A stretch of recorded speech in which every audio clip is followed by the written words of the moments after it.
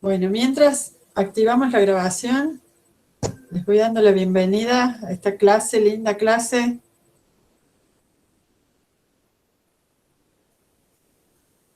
De sistema digestivo. En la última clase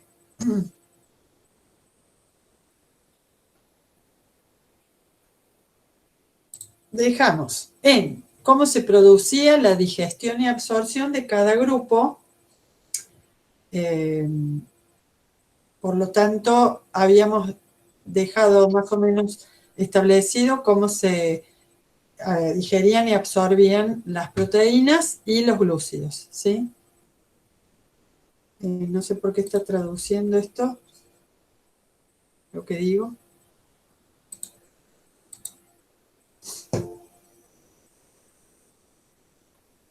Bueno.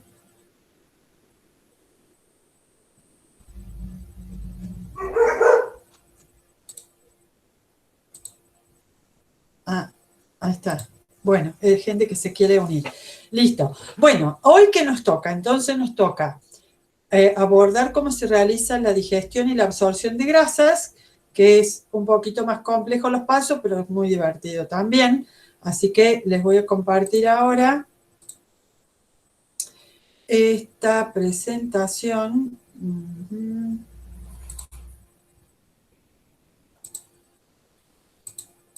De la B.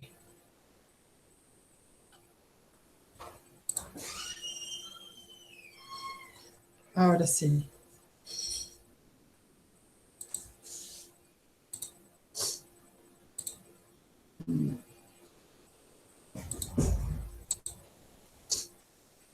Me dicen, alguien, si lo llegan a ver, en unos segunditos tendrían que verlos todos. Ahí se ve, profe. Bien. Ok. Nosotros habíamos dicho cómo se reabsorbían las proteínas, sean como elementos más simples o como oligopéptidos, en cuyo caso quedó una pregunta en el chat con respecto a esto que la vi a posteriori, y que fue si había una demanda de energía para capturar los oligopéptidos. Esa pregunta es muy buena porque hace referencia a que hay un tema que ustedes deben conocer de transporte para responder esa pregunta, y es si es un transporte en masa, como la pinocitosis o la exocitosis, quiere decir que hay un gasto de energía, porque hay movimiento de citoesqueleto, actina y demás para hundir la membrana, y luego para mover la vesícula, y hace falta calcio, o sea, hace falta calcio y ATP como siempre en todos los movimientos. Entonces sí, la reabsorción de proteínas implica transportes con gasto de energía, primero, porque acá está la bomba sodio-potasio ATPasa, y porque si es un transporte en masa hay gasto de energía porque siempre son activos. Bien, vamos a pasar ahora a las grasas.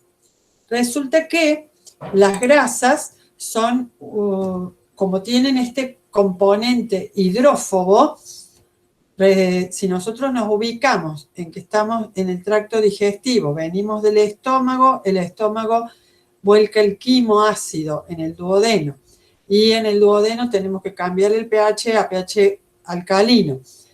Pero el estómago hizo hasta donde pudo con las lipasas gástricas, que son las enzimas que degradan lípidos, pero de todas maneras los lípidos han entrado acá al duodeno. Y los lípidos, como están en una secreción que ya viene desde la saliva, más la secreción gástrica, que es acuosa, estas grasas están suspendidas entonces en un medio acuoso. Por lo tanto, como siempre, tratan de formar acúmulos o gotitas, en este caso, de grasa, en donde para estar suspendidas forman la mayor gota posible. ¿Por qué? Porque esto es el fenómeno a la inversa de lo que hemos visto para la acción enzimática. ¿Por qué digo a la inversa? Porque las grasas son hidrófobas, tratan de cubrirse del agua. Entonces, ¿qué tratan de ofrecer al agua? La menor superficie. Al hacer esto, con la menor superficie, van a entonces tratar de hacer que la pelota sea lo más grande posible para que tenga mucho volumen de grasa sin ofrecer tanta superficie al agua. Entonces, en general, durante toda la digestión o el pasaje entre la deglución y la digestión estomacal, van a tratar de dejar la menor superficie y conformar la mayor cantidad de volumen en las gotas de grasa. Bien, una vez dicho esto, entonces decimos nuevamente, esas pelotas, o que en este caso serían microgotas de grasa, una vez que llegan al duodeno tienen que pasar a su digestión, porque la digestión de las grasas, si bien comienza en el estómago con lipasas gástricas, se las va a llevar a lo más simple, o sea, completar su degradación aquí en el duodeno. Entonces, ahora hay que hacer un proceso de llevar a estas gotas de complejos de lípidos, porque hay muchas moléculas de lípidos juntas ahí que se apelotonaron por la hidrofobia, a gotas mucho más pequeñas para que puedan actuar en la superficie las enzimas, las lipasas. Esto se logra volcando en el jugo duodenal las sales o ácidos biliares. Estas son las que aquí están representadas en verde. Las sales o ácidos biliares, ¿de dónde vinieron? Obviamente el hígado estuvo elaborando bilis que por el conducto biliar fueron a acumularse en la vesícula biliar, por eso todo eso está en verde. La vesícula biliar recibe esta bilis y ¿qué hace? La deshidrata, le saca agua y la concentra. Entonces, de un jugo biliar con ácidos o sales biliares, tenemos un concentrado de bilis que cuando haya señales de que hay grasas a digerir en el duodeno, este va a enviar una señal, que ya vamos a ver luego cómo es, la colecistoquinina, en fin, para que esta vesícula biliar comience a moverse. Al moverse, estrujarse, va a secretar juguito biliar, bilis, que va a caer por el conducto y el esfínter de Oddi acá al duodeno. Entonces, así como ustedes cuando ponen a lavar una ropa manchada con grasa, le ponen un jabón, ¿sí?, que pueda emulsionar a esa grasa y sacar las manchas de la ropa, acá, y necesitan un movimiento, acá sucede lo mismo. Hemos puesto un contenido con grasa en el duodeno que viene del estómago, del quimo del estómago, y vamos a echar esta especie de jabón, ¿sí?, que van a ser las sales biliares, que va a unirse así y a rodear a cada pelotita de lípido. Y si ustedes ven acá la grasa original, la pelota original, va a ser desprendida en pequeñas gotitas de grasa, formando ahora una emulsión. Entonces, de grandes gotas vamos a tener una emulsión.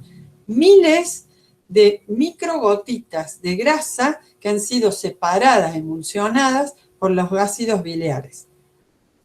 Ahora sí, entonces, las enzimas tienen mayor probabilidad de actuar sobre cada gotita. ¿Qué es lo que se va a producir cuando se actúe sobre estas gotas o microgotas? Se van a producir a través de la acción de las lipasas que van a llegar del páncreas y colipasas también del páncreas, va a comenzar en el duodeno la digestión. Volvamos acá y miremos. Nosotros tenemos la emulsión hecha por básicamente la bilis, pero va a venir el contenido digestor de enzimas desde el páncreas hasta aquí. O sea, acá está el páncreas y por el conducto de Wirsung va a desaguar acá jugo pancreático con enzimas, lipasa y colipasa. Estas lipasas entonces atacan a estos lípidos y los degradan. Si ustedes recuerdan, un monoglicérido era un glicerol unido a un largo ácido graso, monoglicérido.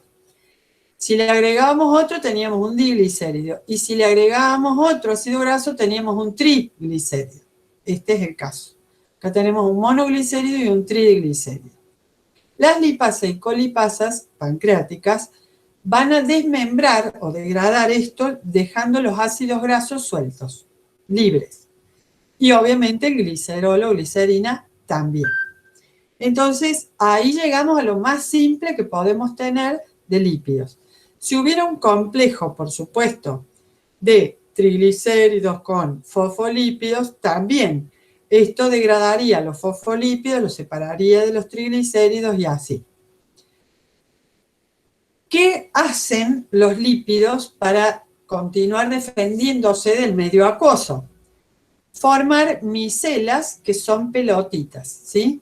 Estas pelotitas, estos discos pequeños, tienen las sales biliares, tienen fosfolípidos, tienen monoglicéridos, diglicéridos, ácidos grasos libres, que como no tienen ninguna parte que puedan mirar el agua, como pasa con los gliceroles, entonces se ubican al medio.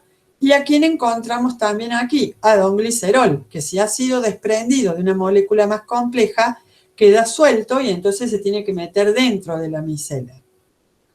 Aquí yo coloqué una figurita para que recordemos que los jabones o las grasas o los aceites de cocina, inclusive puestos en agua, tratan de defenderse del agua formando micelas, presentando todo lo más afín al agua hacia afuera, caso por ejemplo también de los fosfolípidos con su cabeza polar, y presentando su colita hidrófoba al centro.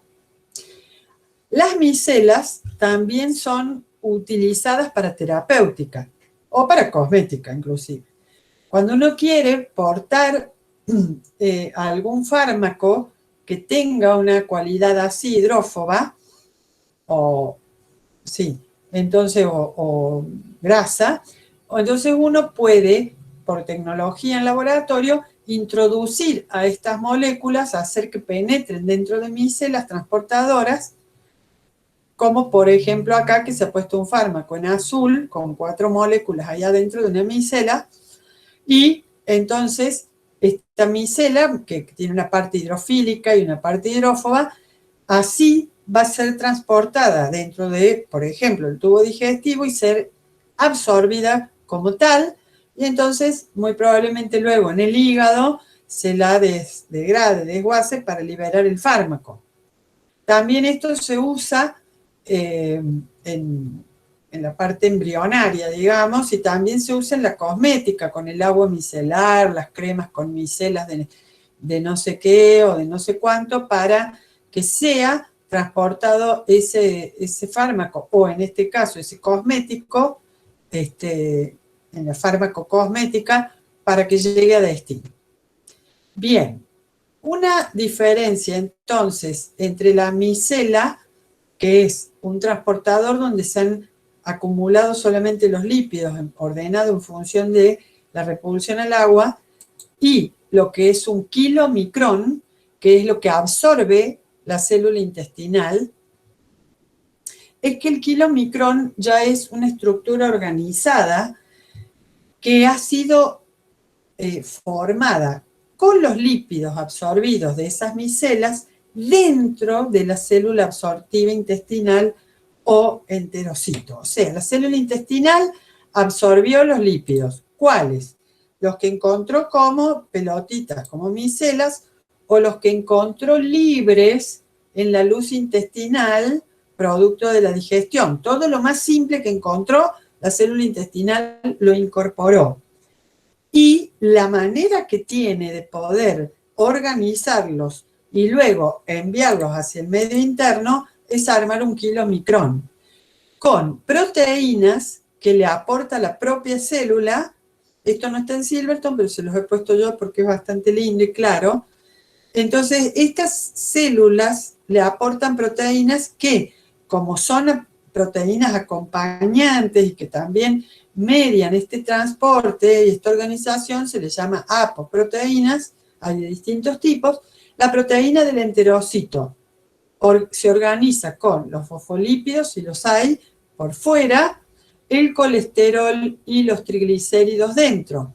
¿Y por qué triglicéridos? Porque ya vamos a ver que estas células reorganizan de nuevo a los monoglicéridos en ditriglicéridos. Una vez dicho esto, entonces ahora sí podemos pasar a cómo se digieren y absorben las grasas. Profe, Primero, sí, diga. antes que siga, ¿me podrán repetir de vuelta la función del kilomicrón que no me quedó muy clara antes que siga? Porque si no me voy a Bien, quedar ahí. ahora lo vas a entender perfectamente. El kilomicrón es el producto de organizarse en la luz intestinal las grasas, que es lo que pueden tomar las células intestinales y enviarlas a la sangre, digamos, venosa, linfática, para que circule. O sea, es lo que puede absorber, o es como organiza la célula intestinal a los lípidos para poder enviarlos hacia el medio interno. O sea, el producto de la absorción de nuestros lípidos en el intestino va a ser enviar kilomicrones a la circulación. Y es lo que vamos a encontrar después en sangre, después de una comilona con muchas grasas. Y ahora lo vas a terminar de entender con este gráfico. ¿Cómo digerimos grasas? Estos globos grandes, gotas grandes, han venido del quimo del estómago. ¿Dónde están ahora? Pasaron por el píloro a la luz duodenal, que es esto. Y estas son las células intestinales que están acá en celeste. Luz del intestino, en este caso duodeno fundamentalmente, y estas grasas así no pueden absorberse. Tienen que llegar, ¿quién? Las sales biliares a tomar estas gotas y hacer la emulsión, o sea, rodeándolas, hacer gotitas pequeñas para facilitar ¿qué? El trabajo de las enzimas. La lipasa y la colipasa vienen del páncreas. Ahora sí pueden trabajar sobre estos lípidos y desmembrarlos. Los lípidos se transforman en la emulsión en pequeñas gotitas o micelas, que es más fácil para la acción de las lipasas y colipasas. ¿Y qué hacen? Los degradan ¿a qué? A colesterol, a ácidos grasos libres o a monoglicéridos. Estos tres, recuerden, porque son los productos más simples que tienen que saber nombrar ustedes de la digestión de las grasas. Lo absorbible. Entonces, cuando uno les pregunta, y una gran pelota, gota de lípidos que tenga un montón de lípidos distintos, ¿en qué se transforman durante la digestión? Se transforman en lípidos los más simples, que son el colesterol, los ácidos grasos libres y lo más simple de los glicéridos, que son los monoglicéridos. ¿Está claro? Colesterol, ácidos grasos diversos, algunos de 14, 18, 22, carbonos, serán varios distintos, vendrán de aceite vegetal, de grasa animal, se verá. Y el colesterol. Estos son los tres elementos más simples que uno puede obtener de la digestión de grasas. Ahora sí, actuando entonces lipasas y colipasas sobre las micelitas emulsionadas en principio por las sales biliares, se liberan estos tres elementos que son los más simples. Ahora sí, la célula intestinal los puede tomar, que lo voy a mostrar en cómo sigue esta figurita, que es la próxima. Ahí. Tenemos estos tres elementos en la luz.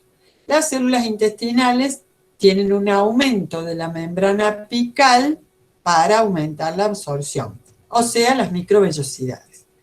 Y en estas membranas permiten la entrada del colesterol, porque el colesterol como lípido simple, los ácidos grasos también pasan por las bicapas lipídicas sin transportador, o sea, difunden al interior de la célula. ¿Qué hacen los enterocitos, estas células? Bueno, al colesterol lo vuelven a complejar con triglicéridos y proteínas, que armaron los kilomicrones que les mostré. Esta estructura que con proteínas de las propias células, como les dice acá, la grasa que se absorbió, la célula la combina con el colesterol y las proteínas para formar, ¿quién? Los kilomicrones, esta estructura que las células pueden manejar para luego pasar a el medio interno. Ya vamos a llegar a eso. Ahora, también es cierto que absorbieron estas células ácidos grasos libres, monoglicéridos. ¿Y quién es el orgánulo encargado en toda célula de reacomplejar, resintetizar los lípidos? El REL. Entonces, pasan, algunos de ellos, la mayoría de ellos pasan al REL. El retículo liso tiene enzimas de síntesis lipídica, o sea, enzimas sintetasas de lípidos que vuelven a combinar a los ácidos grasos con glicerol para formar triglicéridos. O toma un monoglicérido y le agrega 2 más ácidos grasos, triglicéridos. Entonces, previo a esta acción del REL, los triglicéridos, el colesterol, se unen a proteínas y tenemos armado, ¿quién? El kilomicrón. Ahora sí, el kilomicrón debe englobarse con membrana, entonces, para ser secretado hacia el exterior de la célula. Entonces pasa por el Golgi.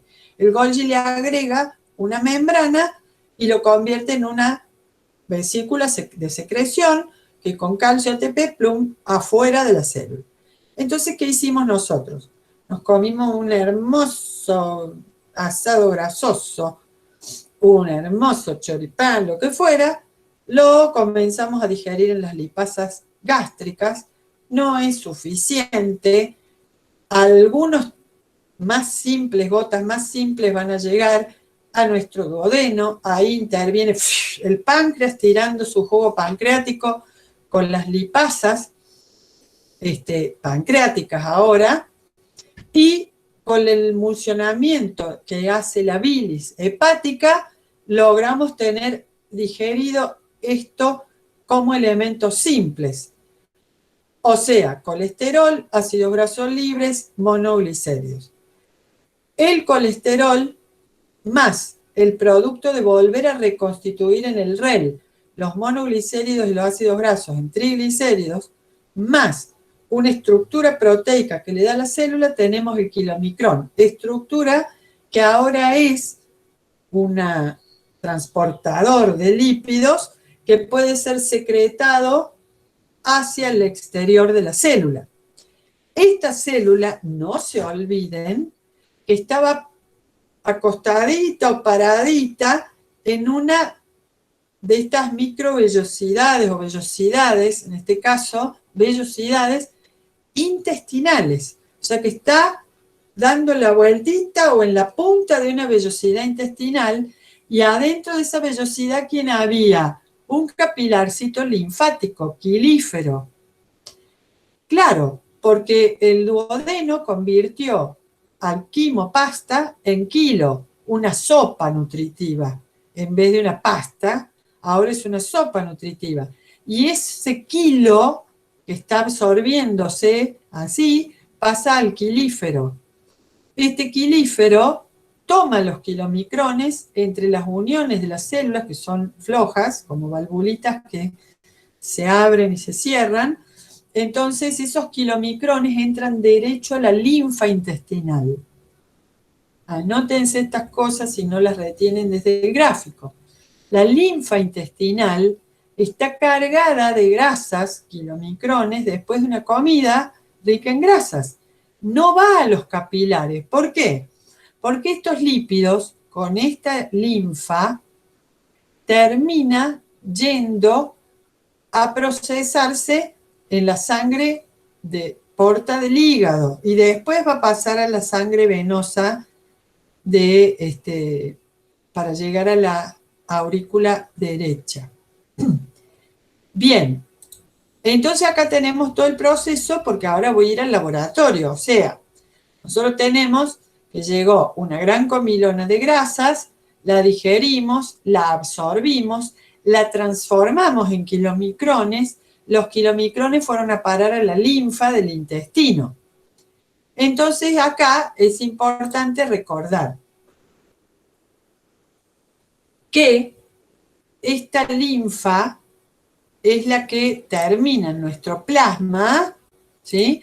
Y al terminar en el plasma postprandial, nosotros sacamos sangre al paciente o a quien sea, le sacamos sangre luego de las comidas y nuestro sobrenadante plasma es lechoso. ¿Por qué? Porque está lleno de kilomicrones, de grasa, ¿sí? Entonces, tenemos, por eso es que nosotros no hacemos una medida de colesterol, triglicéridos, postprandial. Lo hacemos siempre con unas horas de ayuno y le pedimos que en lo posible coma liviano, una sopa o que no haya comido tremendo asado con grasas, ¿sí? Por eso es que al revés, también nos pueden pedir a propósito que hagamos una medición postprandial cuando, por ejemplo, el gastroenterólogo está checando la función digestiva, ¿sí? Entonces, eso lo vamos a terminar de repasar luego cuando terminemos hoy con la parte teórica, con algunas cositas que les vamos a tratar de dar con Federico, de cuáles son las determinaciones más importantes que nos vamos a encontrar en el laboratorio. Pero bueno, hay que tener en cuenta, una de estas cosas es que evitamos, salvo indicación específica, los análisis postprandiales de sangre o plasma, ¿sí? Bueno, ¿alguna duda hasta aquí?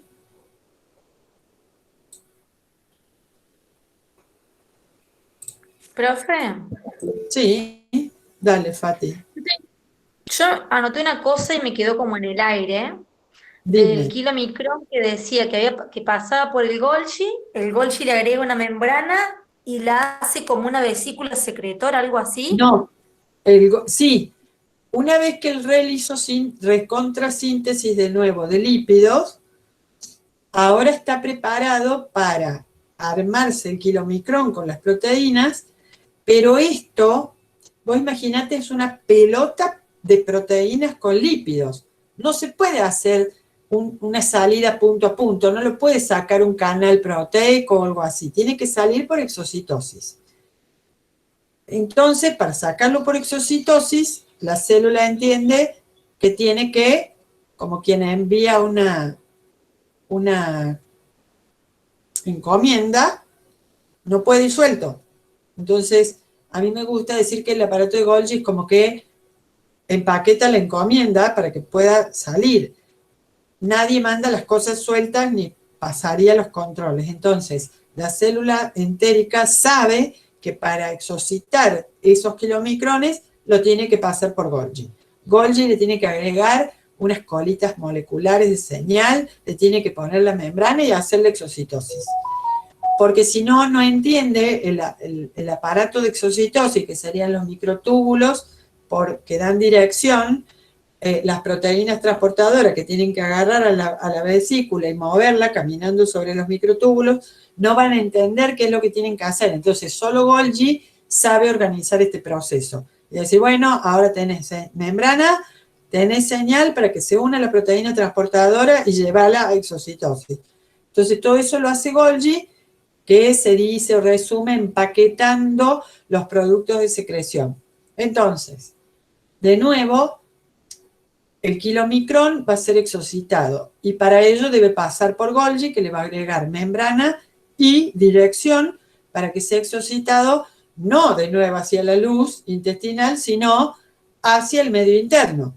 Al hacerlo, esto tiene señales que restringen el ingreso a los capilares sanguíneos que hay en la vellosidad, pero sí tienen señal para que les permita pasar entre dos células del vaso linfático y entran a linfa. Al entrar en la linfa, después van a entrar en sangre venosa y entonces vamos a encontrarlos en sangre. O sea, lo que estamos diciendo es, luego de una comilona con grasas, no se puede hacer un centrifugado de plasma porque lo vas a ver todo brillante, lechoso por los lípidos. Ahora, si vos le preguntas, haces a la mañana en ayunas, esa determinación, o tenés el plasma y lo estás viendo lechoso, brilloso, le preguntás al paciente entonces, ¿usted hizo el ayuno?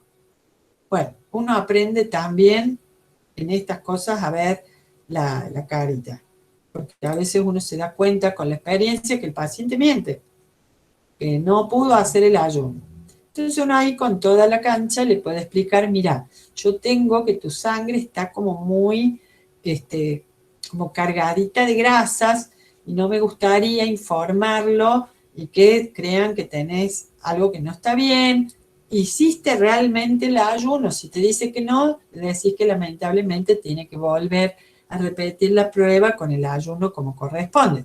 Ahora, si te dice, no, sí, sí lo hice, le preguntas cuántas horas hace que no comió, te confirma que hace más de 8 horas o 12, depende de lo que haya indicado, haya pedido el médico, y si realmente lo ha hecho, hay una dislipemia. ¿Y qué es la dislipemia? Bueno, ya lo saben ustedes, pero la dislipemia es que los lípidos en sangre, etnia,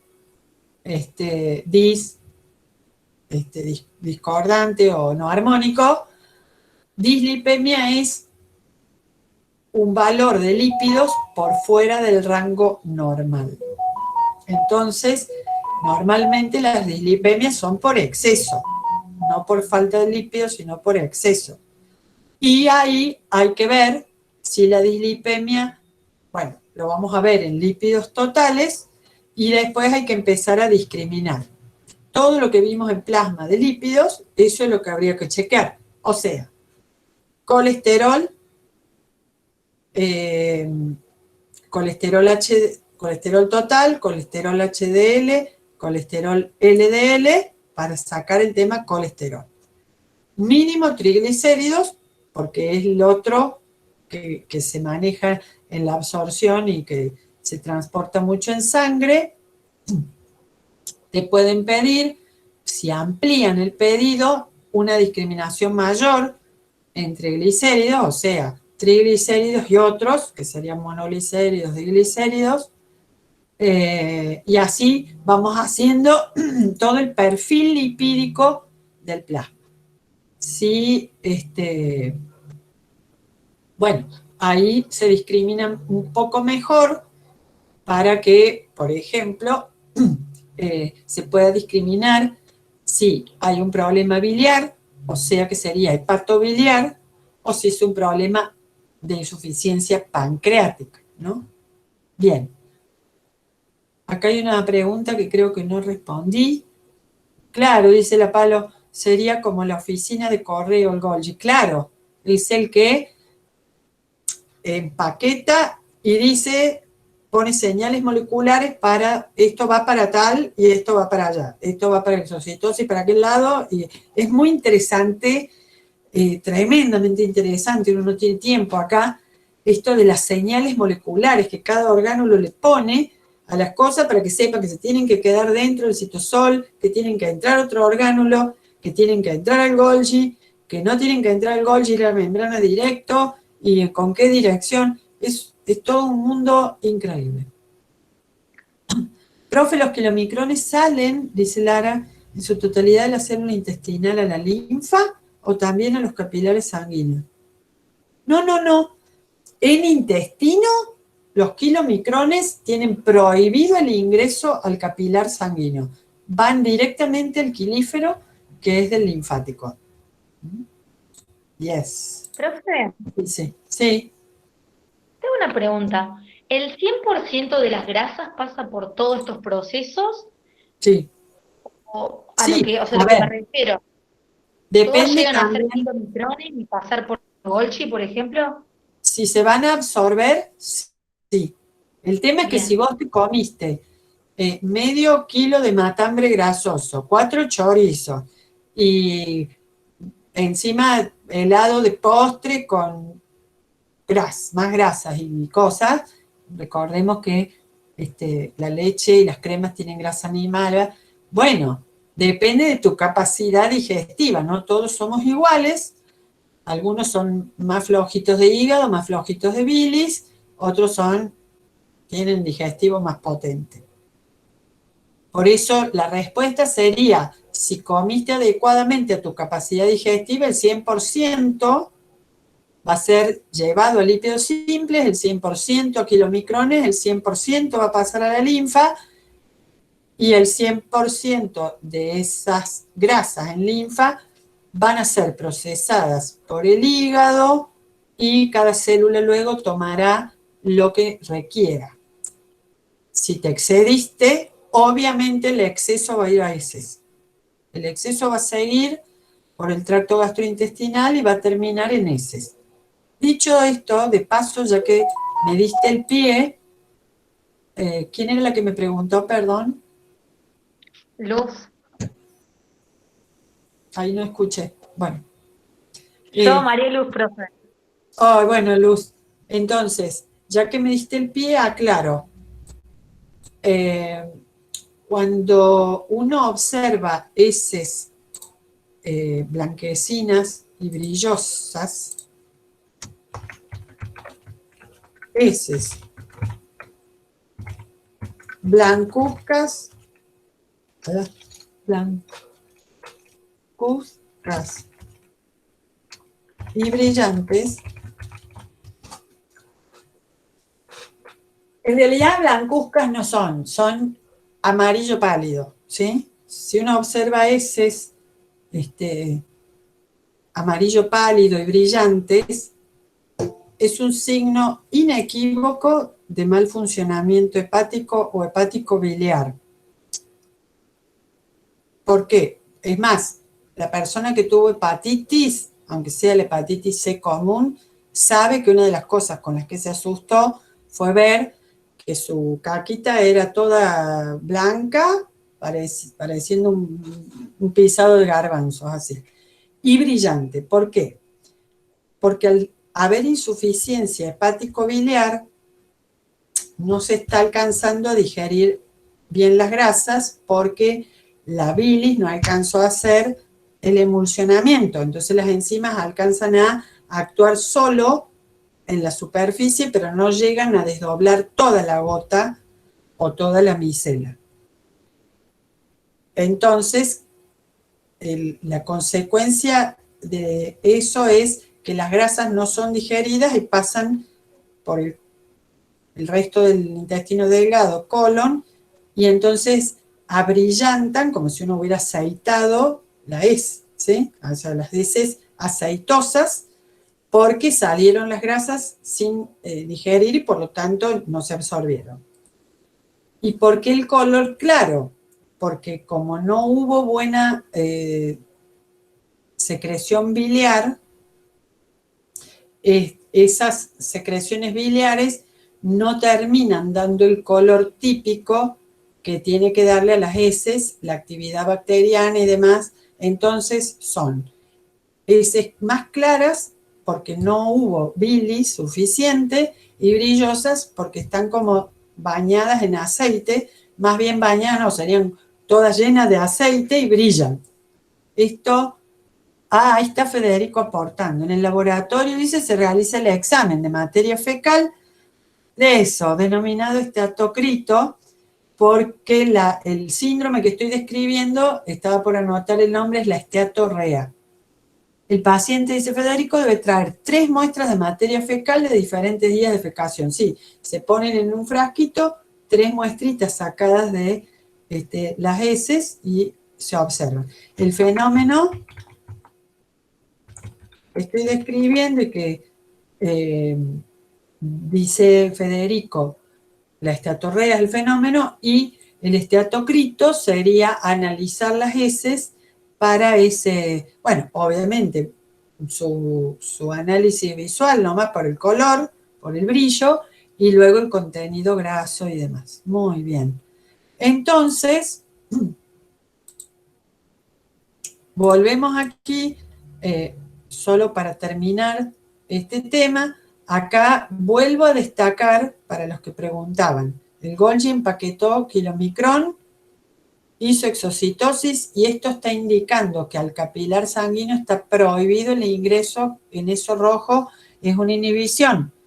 En cambio, tiene permitido que todos los que estén acá en este líquido intersticial van a entrar al quilífero de la vellosidad intestinal.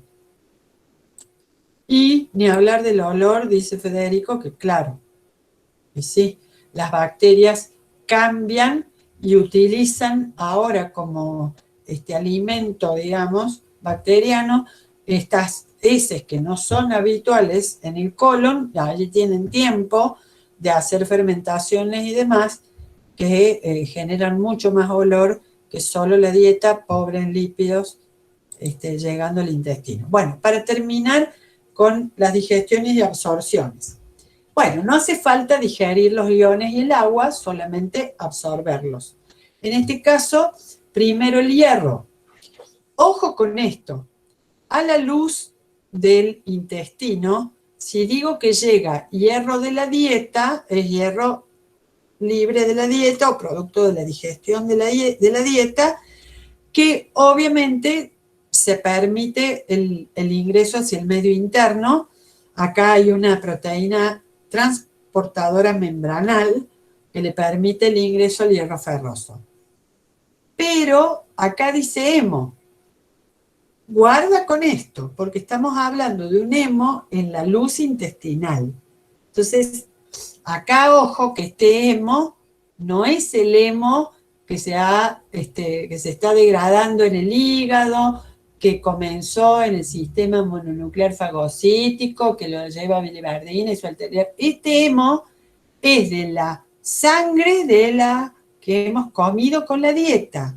O sea, en las carnes en las carnes animales vamos a encontrar sangre que va a ser digerida la proteína del músculo o del hígado, de lo que me comí, y entonces van a ir quedando sueltas las hemoglobinas, luego las globinas van a ser digeridas como proteínas en el intestino, y a mí me van a ir quedando los hemos sueltos, que tienen otro proceso, pero que acá no importa. Ese hemo es incorporado, miren, en la luz del enterocito de la célula intestinal, porque él tiene las enzimas para quitar el hierro y dejar el núcleo porfirínico solo, o sea, el tetrapirrolo o porfirina.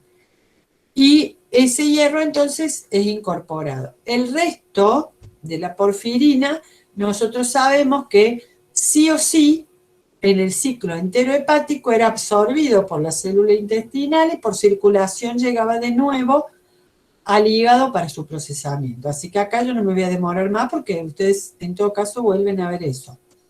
Se vuelven allá a la hemocatéresis. El calcio de la dieta tiene un pasaje donde se mueve solito por transporte paracelular, por gradiente electroquímico, y también tiene canales de calcio en la luz, hacia la luz, o sea, en la parte apical de las células, donde se le permite la entrada, y luego es bombeado al interior. Acá es muy importante recordar que este proceso de bombeo del calcio, a propósito, o sea, es intencional, el organismo está demandando calcio y entonces hace que se produzca este bombeo. La señal para que se produzca esta reabsorción intestinal del calcio venía dada, si se acuerdan, por la PTH, por la paratormona, que hacía que se reabsorba más calcio que más calcio tanto en intestino como en riñón. Entonces, para que no se nos vaya a las heces y chau, la paratormona dijo necesitamos calcio, y eso con la ayuda del calcitriol, la vitamina D, se favorece colocar estas bombeadoras de calcio y entonces recuperar calcio que no se va a perder en la dieta, sino se va a venir hacia el medio interno, nuevamente elevando la calcemia. Bien, esto no se hagan lío. Pensemos si tengo agua con sodio, potasio, cloruro, bicarbonatos sueltos en solución, bueno, sabemos que no lo queremos perder a todo hacia las heces, por lo tanto, sabemos que igual que pasa en el riñón, tenemos que reabsorber al menos parcialmente sodio, agua. ¿Por qué dije sodio y agua? Porque si yo, mediante las bombas de sodio y potasio, recupero el sodio hacia el medio interno, le pongo canales en la parte apical y lo reabsorbo. O sea, gasto energía, pero reabsorbo sodio. Ahora, las células intestinales permiten el transporte paracelular de agua y de potasio. Entonces, si yo reabsorbí sodio, el cloruro y el agua siguen por transporte paracelular el sodio. Lo único que me falta pensar acá, aparte, es cómo transporto al potasio. El potasio sigue también la vía paracelular, porque lo estoy bombeando en cantidad, ¿sí?, hacia el medio interno aquí de la célula, y luego debe volver a salir y volver a entrar al medio interno haciendo un ciclo. Entonces, en definitiva, lo que ustedes tienen que decir, si les toca la absorción intestinal, le explican la del calcio o la del hierro, la que quieran, y si cuando llegan a la parte de agua, dicen, en realidad es un bombeo de sodio desde la luz intestinal hacia el intersticio o el medio interno, como les gusta decir. El cloruro va a seguir al sodio y el agua va a seguir a la sal, o sea, el cloruro de sodio.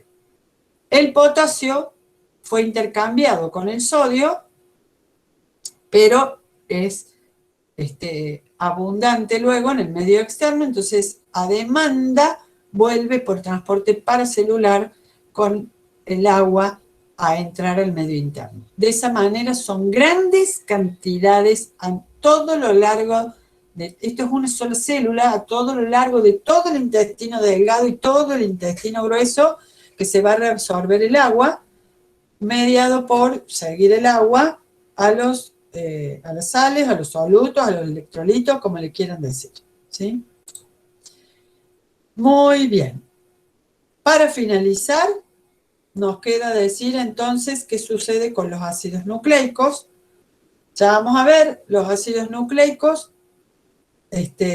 acá hay un problema, esto está mal, los ácidos nucleicos son llevados o son digeridos a mononucleótidos, ojo, mononucleótidos, AMP, GMP, CMP, todos los adenina, tirosina, guanina, citosina con el MP, que son los nucleótidos, y también se separa a los nucleótidos en sus partes, liberando las bases nitrogenadas, el ácido fosfórico, ¿sí?, y la ribosa o desoxirribosa. O sea, llegamos a lo más simple de los ácidos nucleicos, los mononucleótidos, y los elementos simples, los variables, que serían las bases nitrogenadas. Bien, ¿qué absorbe el intestino? Los elementos más simples. Los nucleótidos sueltos, las bases nitrogenadas, y si le hace falta y quiere, absorberá ribosa o desoxirribosa. El resto saldrá como exceso por las heces. Bien, siempre recuerden que igual que como pasaba en el riñón, no se desperdician nunca vitaminas. Por lo tanto, el intestino va a tratar de absorber todas las vitaminas posibles, sean las solubles en agua o las solubles en grasa. Si están las solubles en agua, como la vitamina C, pone transportadoras y difusión facilitada adentro. En cambio, las que sean solubles en grasas van a tener que ir en los kilomicrones, absorbidas con las grasas. Por ejemplo, la vitamina A, que sabemos que la tenemos que tener en grasas y demás, van a tener que, por eso también la cosmética, cuando quiere darnos vitamina A para la piel, por ejemplo, viene en una crema normalmente untuosa la vitamina A, y va a venir así, en micelas o en especies de micelas complejas. Bien, un punto aparte merece, bueno, los minerales ya vimos que por transporte activo, porque lo inicia un transporte activo del sodio, y los demás usando esa energía para acoplarse como transporte activo secundario de última. Y un punto importante es la vitamina B12. ¿Alguien recuerda para qué era importante la vitamina B12?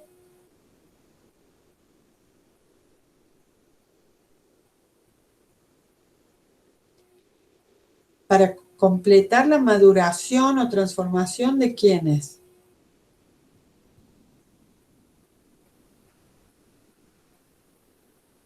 Las neuronas, Eso, muy bien, Lara, Mili, Natalia. El factor B12 o la vitamina B12 es necesaria para completar la transformación o maduración del proeritrocito a eritrocito, o sea, para que pase, ¿no es cierto?, por todos los últimos estadios. Ahora, la vitamina B12 la vamos a tomar en la dieta, pero no hay forma de que sea absorbida en el intestino si no viene acoplada con el factor intrínseco. El factor intrínseco permite que la vitamina B12 sea tomada por la célula intestinal. Y el factor intrínseco tiene que haber sido liberado o secretado en el estómago. Entonces, se absorbe factor intrínseco de la dieta o se libera, pero de cualquier manera tiene que haberse unido a la B12 en la luz intestinal para que la célula intestinal la absorba.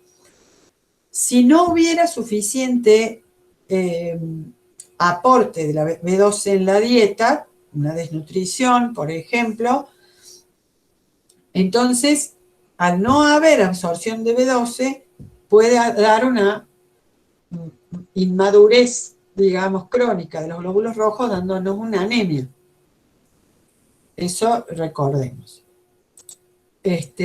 Bien, entonces, por ahora hemos terminado esta parte, con lo cual terminamos entonces lo que sería cómo se digiere y luego se absorbe cada parte, digamos, de los 4 grupos principales, más 5 con las vitaminas, de lo que tomamos como alimentos en la dieta. ¿Qué nos falta ahora? Ver cómo se produce en cada segmento este proceso de liberar las secreciones, liberar las enzimas, degradar y mover en cada segmento para el avance de los alimentos y de lo digerido, ¿sí? Entonces ahora lo que sí voy a cerrar esta aula y volveremos a entrar en unos 15 o 20 minutos para que yo pueda quitar este defecto que me está traduciendo, ¿ok? Volvemos a entrar en un ratito. Nos vemos en la próxima.